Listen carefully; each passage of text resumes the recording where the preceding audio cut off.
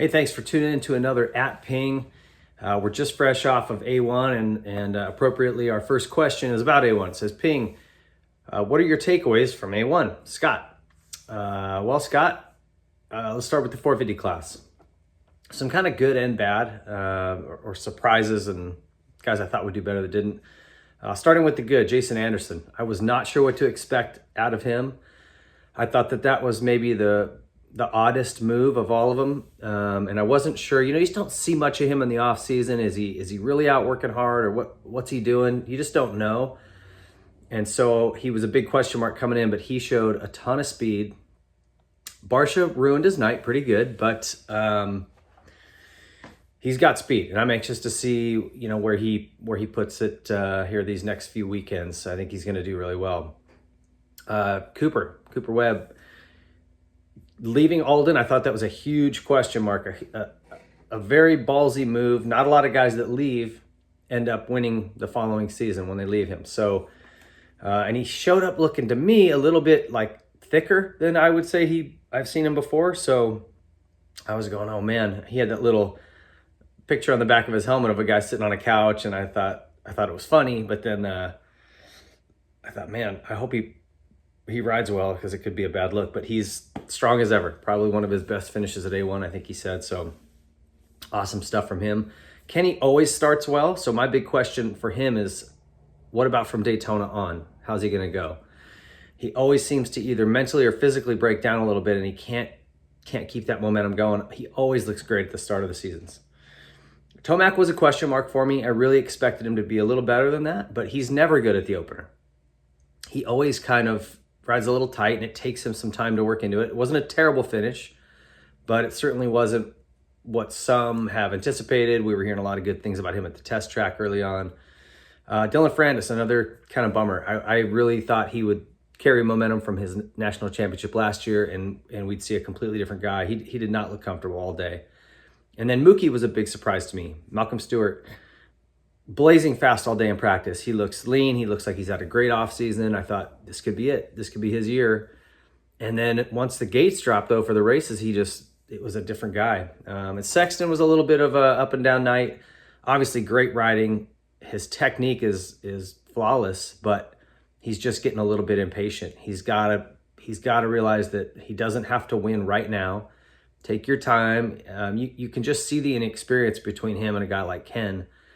And if he wants to be in this championship hunt, he can't hit the deck like that. He's got to just just learn a little bit. Take your time. Be patient. Even admitted as much afterwards that he was riding on emotion, and that doesn't ever work. The 250 class, Craig's in a must-win situation, and he came out and did exactly what he had to do all day long.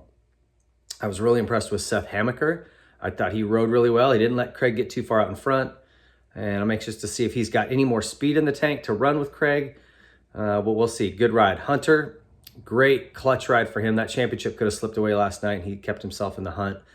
A little bit bummed with Nate Thrasher and Joe Shimoda. I thought both of those guys have the ability to do better, just had really bad nights.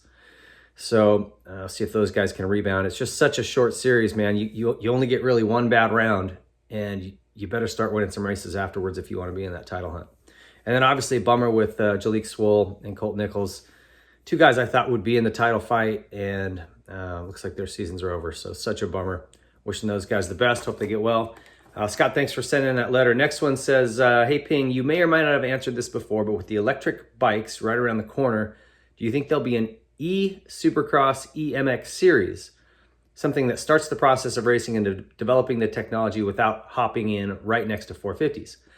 I believe the trial GPs did this, and in 2022, electric bikes are now allowed to compete directly with the gas bikes. Cheers, Kevin. Kevin, I think it has to be that way. I think that if they try to figure out a way to make it work and throw them right in, we're going to have another mess like we did with 4-strokes. They botched that all up. They got the numbers way wrong. It killed 2-stroke racing, which maybe that was their intention. And I just don't want to see that happen with what we've got going now. I think that the electric bikes they're fun. It's got some upsides. It has like a niche spot in our sport for sure. There's no question about it. But we need to slow down. We need to, flush it out a little bit, see what where these guys, how competitive these can be. It's just like the four strokes, when that rule was written, they were thinking of like Scott Summers on a XR 600.